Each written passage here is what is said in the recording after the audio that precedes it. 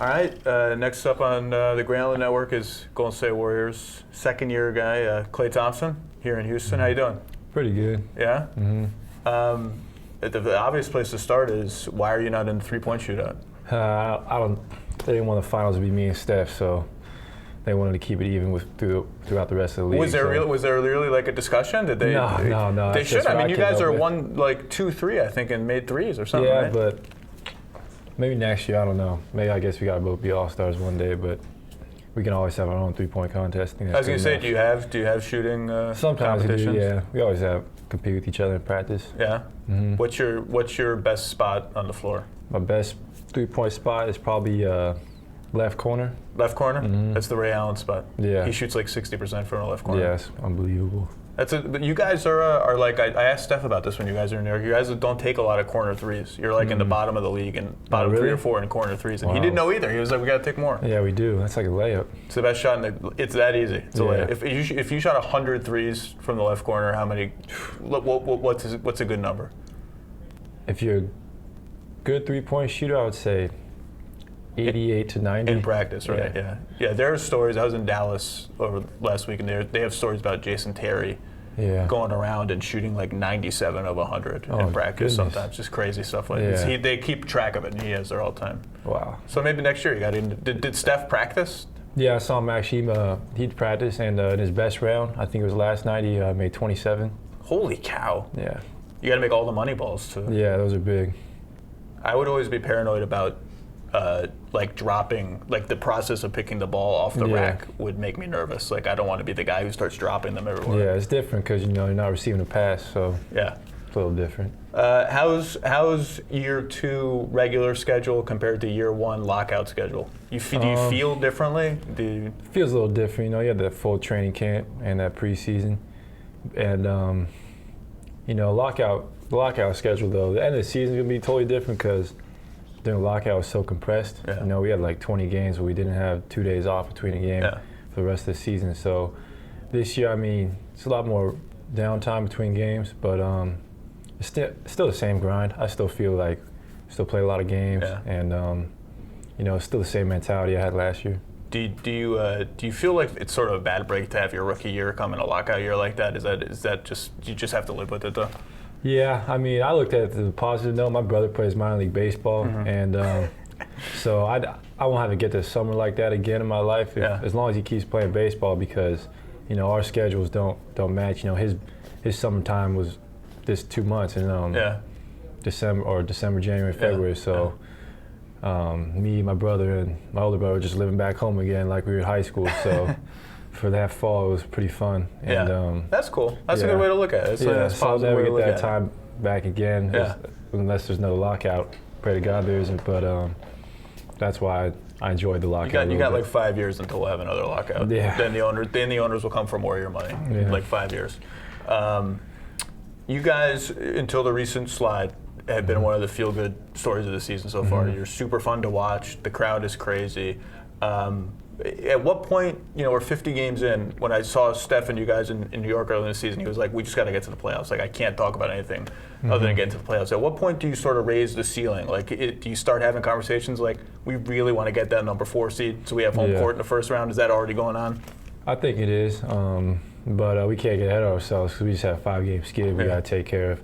But the good thing coming up about our schedule is really favorable for us. We play like 16 of the last 22 games at home. That's nice. So and we play great in front of our home crowd. People want you guys to have a really good playoff series because they want that crowd. Like they remember that crowd from 2007. Exactly. They got honestly some of the best fans in the NBA, at least top 5.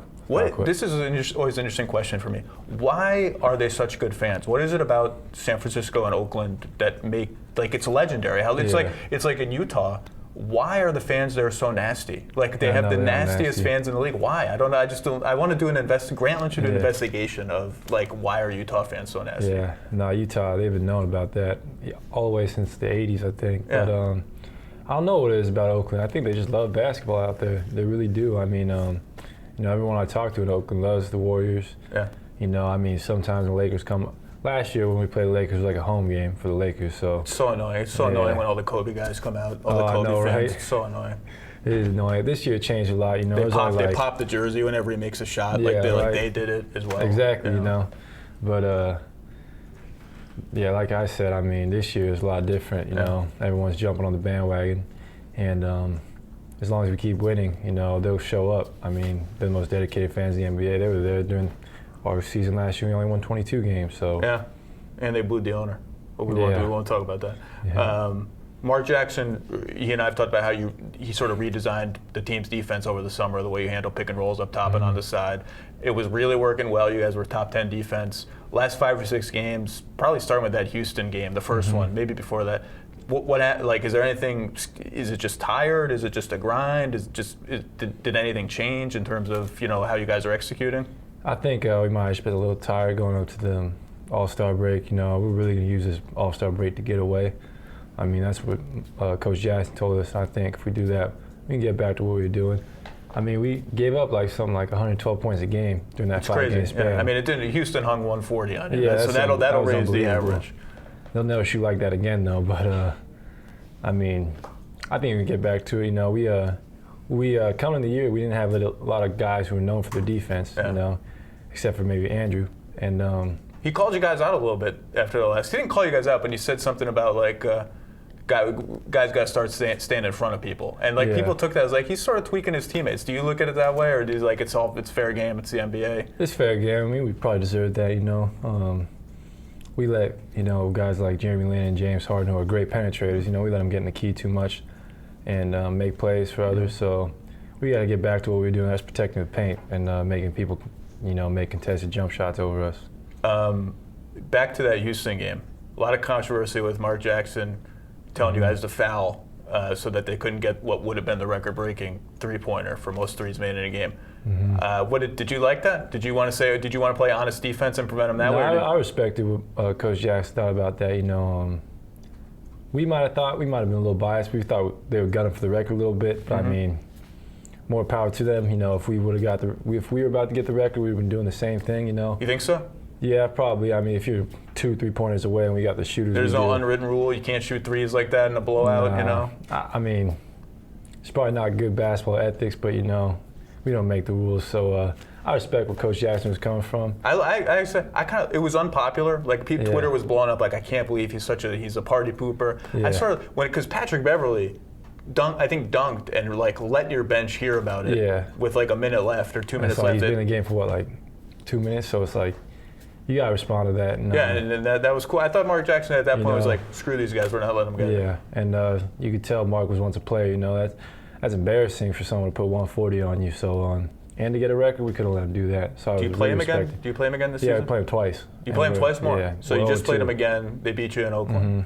So now this is a rivalry that is happening. A little bit, yeah. We're getting a lot of rivalries this year, which is a good thing. People are starting to respect us a little more. Yeah, no, it's been a fun year. We'll hope it keeps up in the second half of the season. Right, thanks for stopping Appreciate by, man. Enjoy Houston. Means a lot. Yep. Thank you. Click subscribe. You look hot today.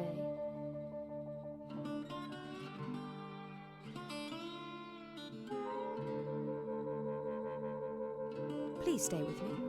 I'm so lonely.